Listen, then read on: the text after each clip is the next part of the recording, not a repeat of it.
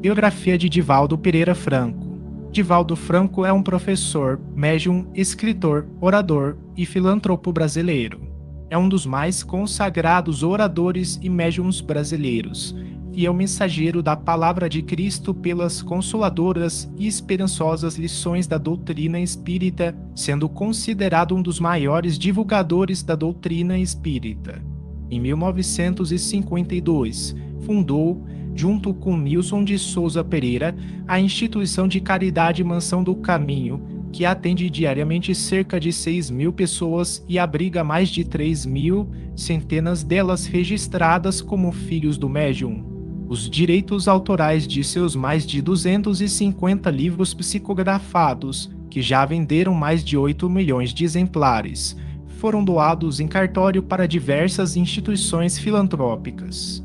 É amplamente reconhecido como conferencista e missionário do espiritismo no Brasil e no exterior, sendo alcunhado Paulo de Tarso do Espiritismo. Primeiros anos.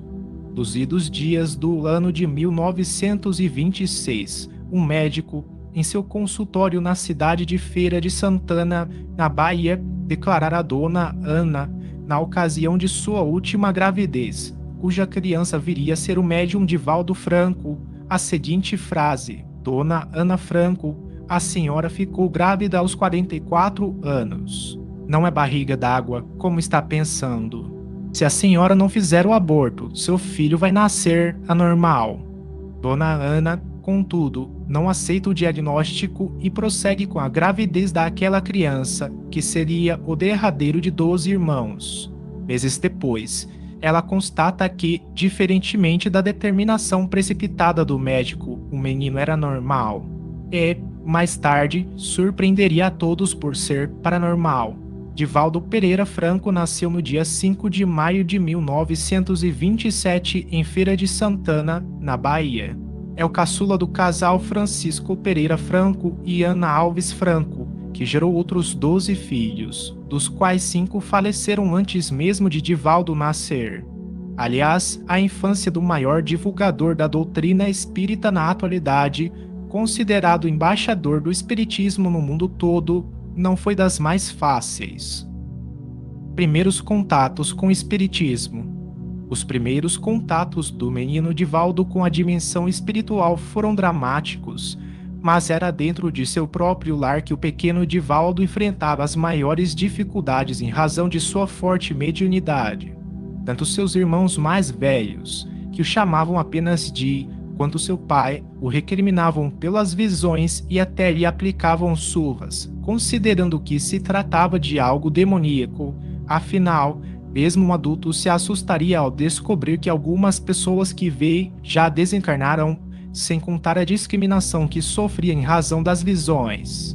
Em 1931, aos 4 anos de idade, vê aproximar-se dele uma senhora que lhe pede para dar um recado, assim: diga a Ana que sou Maria Senhorinha. O menino não estranhou nada. Era um pedido normal. Ali estava uma senhora como as outras, que lhe pedia para transmitir um recado à sua mãe, Ana, e ele fez o que lhe pedia. Entretanto, ao formular o recado, Dona Ana tenta dissuadir o menino, dizendo-lhe que Maria Senhorinha não poderia estar ali mandando recados, porquanto ela fora sua avó, que ela, Ana, não conhecera porque morrera precisamente do parto dela há muito tempo e, no seu entender, os mortos não falam com os vivos. Dona Ana ficou impressionada com a convicção do menino a respeito da sua visão, mesmo porque tais fenômenos começavam a ocorrer frequentemente com ele. Por via das dúvidas, tomou uma decisão. Pegou o menino e foi à casa de sua irmã mais velha, Edviges, que a tinha criado na ausência da mãe e vivia, nesse tempo, presa ao leito por uma paralisia. Na presença da tia, o menino foi instruído a reproduzir a história e o fez da melhor maneira possível, nos precários limites do seu vocabulário infantil. Era uma mulher magrinha, de olhos verdes e usava um vestido branco, de babados plissados, mangas compridas e gola muito alta.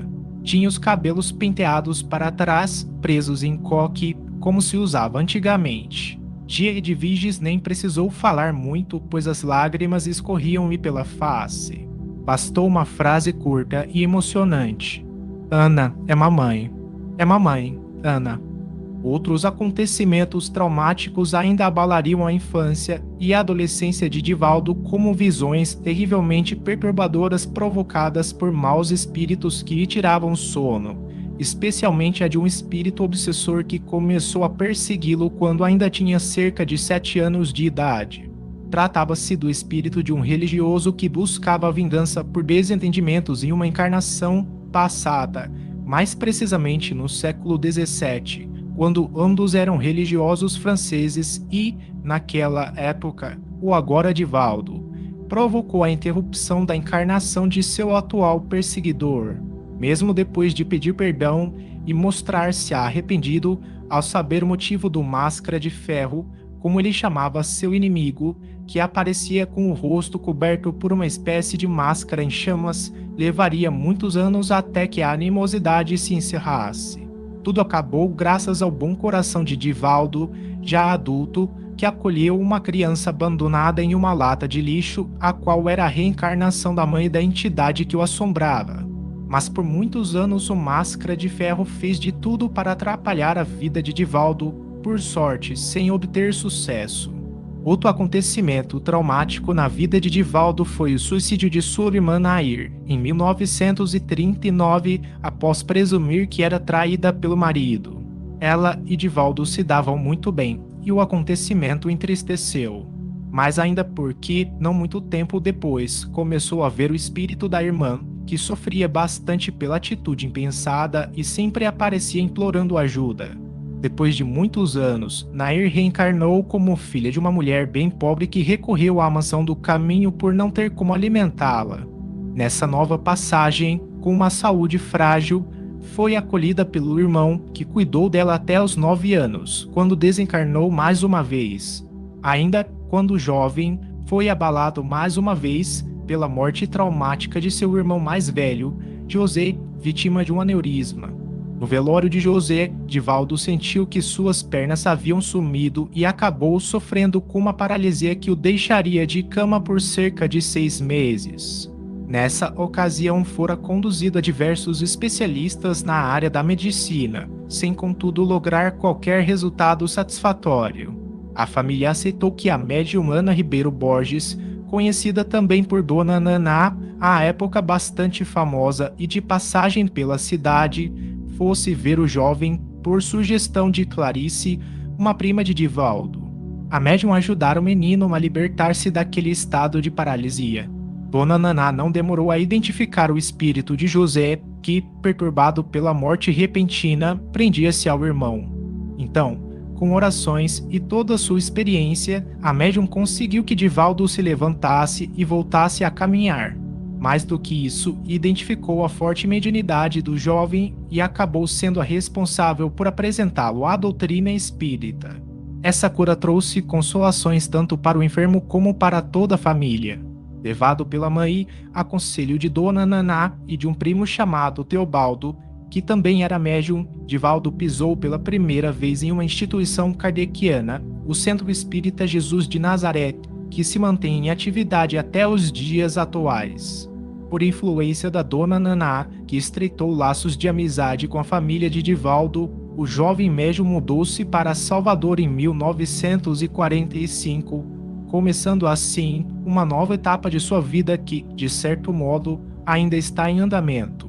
Divaldo dedicou-se, então, ao estudo do espiritismo, ao tempo em que foi aprimorando as faculdades mediúnicas, pelo exercício e continuado estudo do espiritismo. Divaldo que cursou a Escola Normal Rural de Feira de Santana, onde recebeu o diploma de professor primário em 1943. Transferiu residência para Salvador no ano de 1945, tendo feito concurso para o Instituto de Previdência e Assistência dos Servidores do Estado em Paz, onde ingressou a 5 de dezembro de 1945, como escriturário, aposentando-se em 1980. Já espírita convicto, fundou o Centro Espírita Caminho da Redenção em 7 de setembro de 1947. Atividades como médium psicógrafo. Divaldo apresentou desde jovem, diversas faculdades mediúnicas, tanto de efeitos físicos quanto de efeitos intelectuais. Destaca-se, dentre elas, no entanto, a psicografia. Inicialmente, diversas mensagens foram escritas pelo seu intermédio, sob a orientação dos benfeitores espirituais, até que um dia ele recebeu a recomendação para que fosse queimado o que escrever até ali, pois não passaram de simples exercícios. Com a continuação, vieram novas mensagens assinadas por diversos espíritos, dentre eles Joana de Ângeles, que durante muito tempo apresentava-se como um espírito amigo, ocultando-se no anonimato à espera do instante oportuno para se fazer conhecida. Joana revelou-se como sua orientadora espiritual, escrevendo inúmeras mensagens, num estilo agradável, repassado de profunda sabedoria e infinito amor, que conforta aos mais diversos leitores e necessitados de diretriz espiritual. Em 1964, Joana de Ângeles selecionou várias das mensagens de sua autoria e enfeixou-as num livro que recebeu o sugestivo título de Messe de Amor. Foi o primeiro livro que o médium publicou. Logo em seguida, Rabindranath Tagore editou Filigranas de Luz, que se seguiu constitui-se hoje em um verdadeiro fenômeno editorial, pois, em 31 anos de atividade como médium, teve publicados 240 títulos, totalizando mais de 4.500.000 exemplares, muitos deles ocupando lugar de destaque na literatura, no pensamento e na religiosidade universal. Dessas obras, houve 80 versões para 15 idiomas, dentre eles alemão, castelhano, esperanto, francês, italiano, polonês, tcheco, braille e outros. Os livros englobam uma grande variedade de estudos literários em prosas, romances e narrações, abrangendo temas filosóficos, doutrinários, históricos, infantis, psicológicos e psiquiátricos.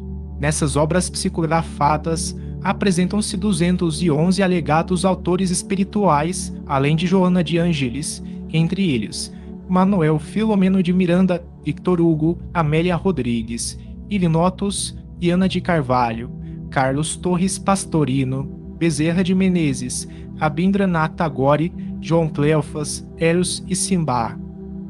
Psicografias de Joana de Ângeles. Por meio das obras de Joana de Ângeles, Divaldo pôde alcançar o reconhecimento não apenas entre os religiosos e espiritualistas, mas também em outras linhas de conhecimento, como a psicologia e a parapsicologia. Isso se deu principalmente em função dos livros publicados na série psicológica, onde tratou dos malefícios das fugas da realidade e enfatizou a importância do autoconhecimento e autoenfrentamento. A série psicológica foi escrita à luz dos pensamentos de Allan Kardec e de pesquisadores da psique humana, a exemplo de Carl Jung. Na referida série se encontram duas obras voltadas à psicologia transpessoal, Autodescobrimento, 1995 e Triunfo Pessoal, 2002. A maioria das obras escritas por Divaldo Franco sob o comando de Joana de Ângeles almeja incentivar o autodescobrimento e facilitar a aplicação no dia a dia dos ensinamentos morais de amor fraterno contidos nos evangelhos e na doutrina espírita, incentivando o leitor a enfrentar as dificuldades cotidianas de modo mais prático e otimista. Grande parte das obras ditadas a Divaldo por Joana de Ângeles foi publicada pela editora Leal, de Salvador, Bahia, como por exemplo o de título Conflitos Existenciais, Leal de 2005, obra que analisa os principais conflitos do ser humano, as suas causas, origens e formas de terapia, inclusive estuda as tentativas atuais de se preencherem os vazios existenciais, a exemplo de relacionamentos efêmeros por meio da internet.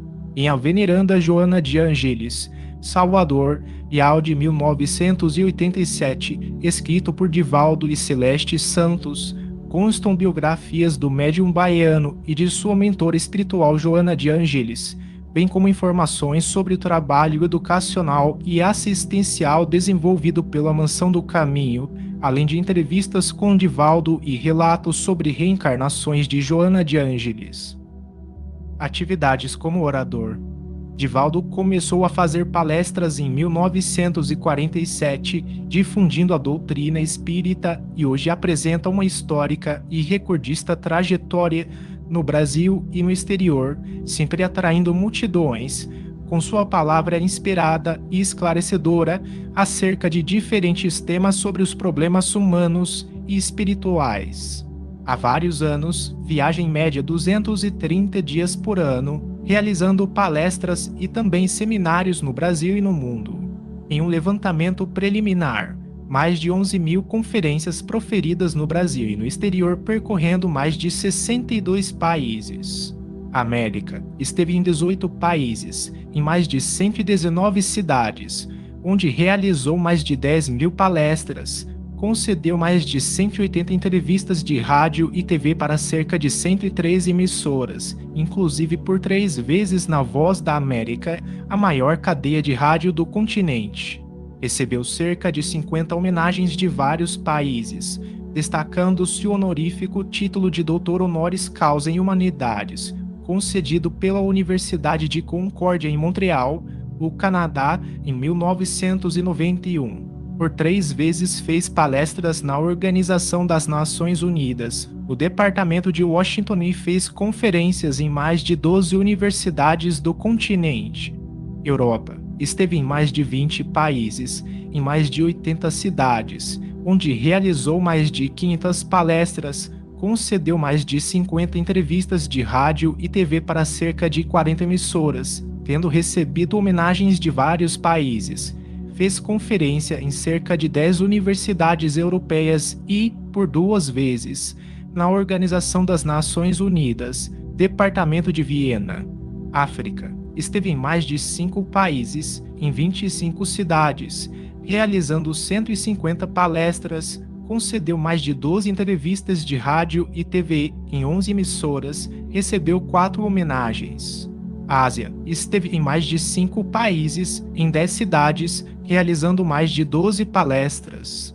Em 31 de agosto de 2000, a convite da Organização das Nações Unidas, participou do primeiro Encontro Mundial da Paz, reunião de cúpula com líderes religiosos de expressão internacional para se discutir e formular proposta de paz.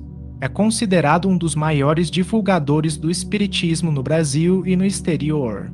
Na Península Ibérica se destacou pela assistência ao movimento espírita português e espanhol durante a ditadura fascista de ambos os países.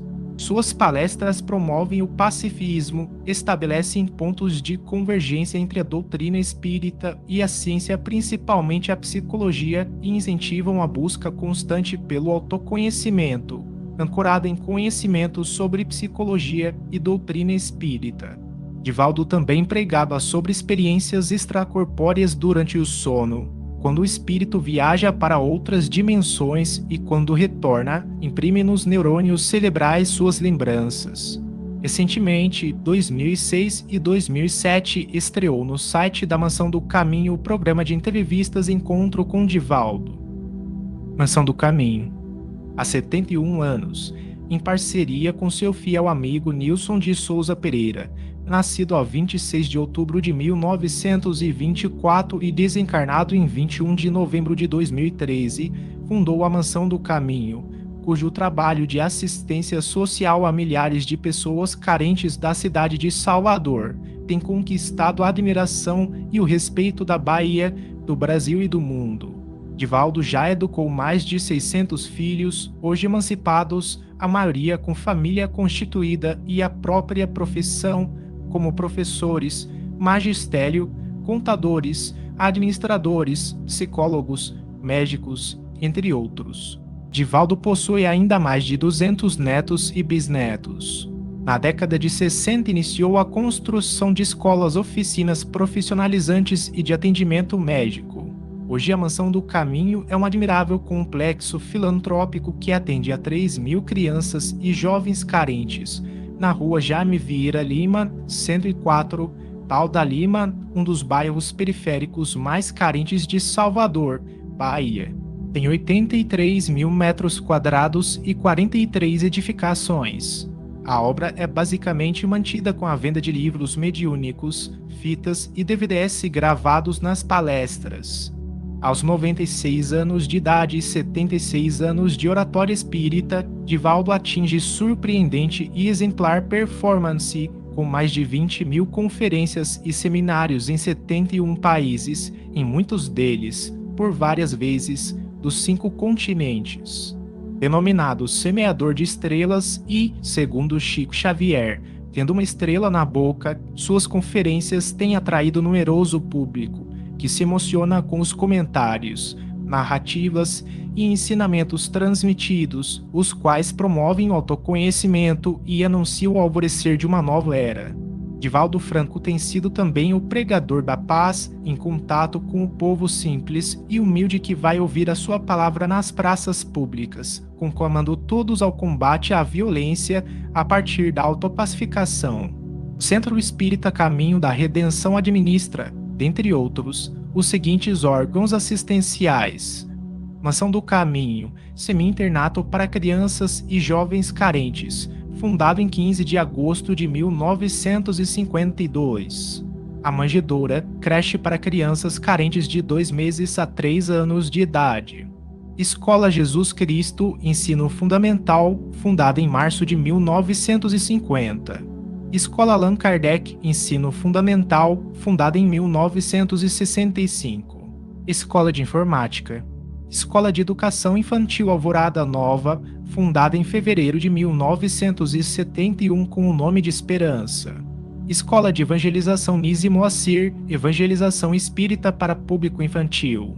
Juventude Espírita Nina Aroeira, Evangelização e Ensino Espírita para o Público Jovem. Caravana Alta de Souza auxilia idosos e pessoas inválidas portadoras de doenças irrecuperáveis e degenerativas. Casa da Cordialidade assiste a famílias carentes. Centro de Saúde João Carneiro de Campos. Grupo Ligia Banhos, esclarecimento e consolo a comunidades carentes. Livraria Espírita Alvorada Editora, Leal Editora e Gráfica.